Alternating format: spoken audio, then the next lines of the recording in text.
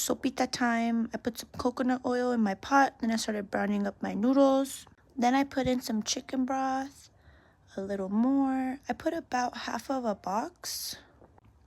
Then I put some water. I put 2 cups of water. And then I put 1 tablespoon of turmeric.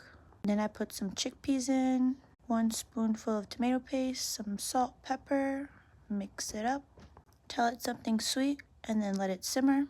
And voila,